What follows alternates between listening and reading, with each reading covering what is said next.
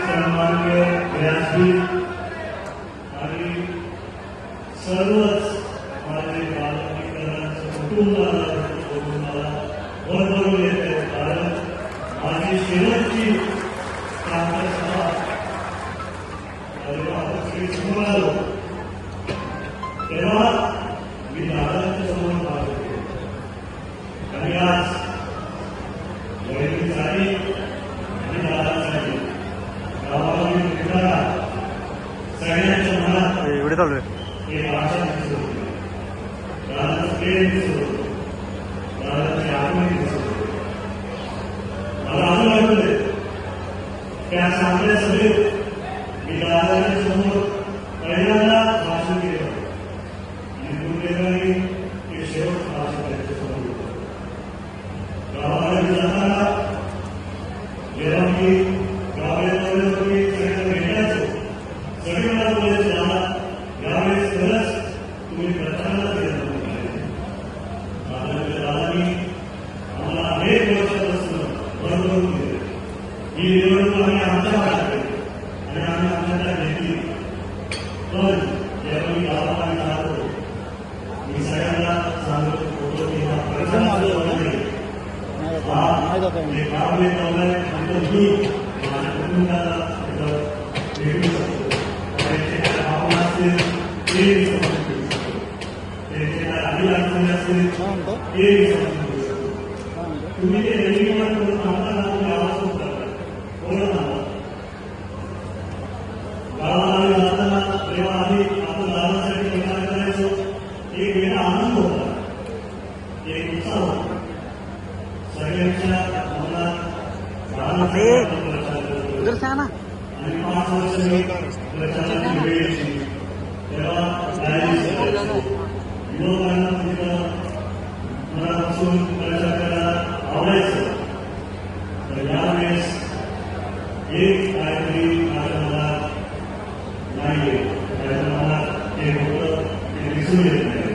दादाचा आवाज दर रात्री जेव्हा आमचे नवरे सफायचे विधानसभेचे मला माहिती आहे सगळे आपले कार्यकर्ते पक्षाचे पदाधिकारी सगळे कितीही व्यापामध्ये दादा व्यस्त असायचे महाराष्ट्रभर त्यांचा नाते फोन यायचा तसं झालं बघा.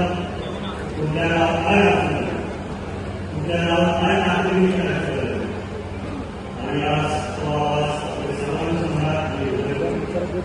पण आजही ज्यावेळी गावाला जातो घरी गेल्यानंतर तोच दादांचा आवाज एकदम ठामपणे बोलायचे. लढायचं नाही, लढायचं आणि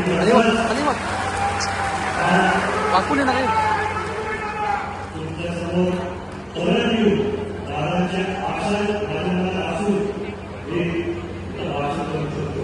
नंतर करून येतं पण दादासाठी आणि बहिणीसाठी कायम त्यांच्या मनात आमचे बालमित्र मी दादाच्या भाषणाला कुठल्याही भाषणात ते डायरेक्ट बोलायचे माझे बालमित्र.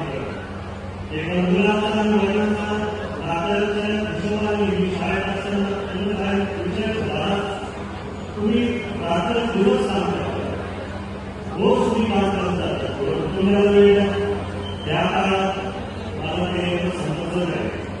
पण जेव्हा दादामध्ये सर्व बालमित्र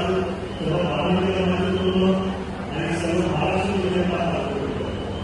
आज मला कळते की दादा एवढं मोठं कुटुंब महाराष्ट्र सोबत गेले आणि त्याच्यामुळे आपण एकत्रित एक इतिहास घडवू शकतो. खरं सांगायचं गेलं तर जाता जाता दादाने इतिहास घडवून दिले. बहिणींना राज्याचे पहिल्या महिला मुख्यमंत्री उपमुख्यमंत्री केलं. पण आज जिथं पण दादा असेल एक आशाने आपल्या समाजाकडे बघत असेल की अनेक वर्षापासून मी माझ्या बालमित्रांसाठी राष्ट्रपती करतो. आज इतिहास आपण सर्व करू शकतो. आज गावाला भेटताना भरपूर पक्षांनी मला प्रश्न विचारला की तुमचे मित्रपक्षाचे पण सहकारी ज्येष्ठ नेतृत्व प्रचाराला येतात आणि तुमच्या कुटुंबाने पण नोकरीचा प्रचाराला येतात तुमचे काय भाव आहे मी त्यांना सांगितलं की दादांनी त्यांच्या आयुष्यात जातपात किंवा राजकारण कधीच केलं नाही. दादांचे योगदान महाराष्ट्रात भरपूर होतं आणि दादांनी सगळ्यांना एकत्रित घेऊन दिलं काम आहे आणि त्याच्यामुळे खरी दादांची श्रद्धांजली आणि आत्मांजली असली असती जर ही निवडणूक एक निवडणूक झाली असती तर येथील निवडणूक सुधारली आणि आज सगळेच विरोधी पक्षाचे कार्यकर्ते असतील ज्येष्ठ नेते असतील सर्वच आत्मनिर्भर एकत्रित घेऊन एक इतिहास घडवायला एकत्र येत आहे. कारण आपल्याला या देवीसाठी दादांचं नाव इतिहासात एका लाईव्ह चालू लाईव्ह चालू लाईव्ह शिकडे घ्यायचं जे भारत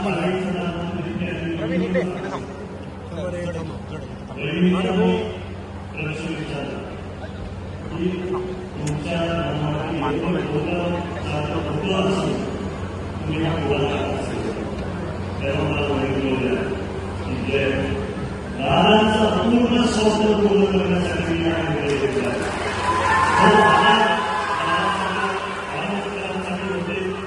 तसाच मी तशीच मी लक्ष देणार तो आराध करण्यासाठी तिथं असायला आज गावाला बोलताना मी सगळ्यांना विनंती करतो की जसं दादावरती तुम्ही अनेक वर्ष प्रेम केलं तसं दादाने तुमच्यावरती अनेक वर्ष तसं प्रेम केलं. आज काही दिवसांना आपल्याला आपल्या बहिणीवरती प्रेम दाखवायचे आणि आपल्या बहिणीवरती प्रेम दाखवायचे त्याच ताकदीने त्याच शक्तीने पुढे जाऊन ते काम करू शकते. मी दादांच्या जुन्या आठवणी गावाकडे जाताना खूप येतो. दादांचे भाषण तिथं असेच भरभरून सगळे नोकरी दादा आय लव्ह यू आणि दादा आणि मग परत काही दिवसानंतर दादा आडपत्र वाचवते परत तुम्ही बोलत दादा आय लव्ह यू दादा वाचवले आय लव्ह यू आणि आज मी दादा सोडले करणारे तुमच्या सर्वांसाठी सर्व आवाज आय लव्ह यू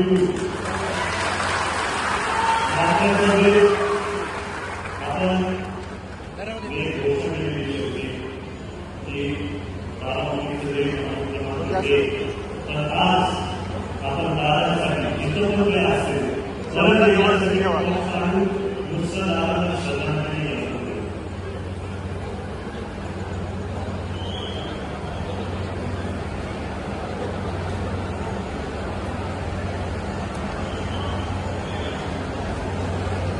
साहेब थांबा एवढं प्रेम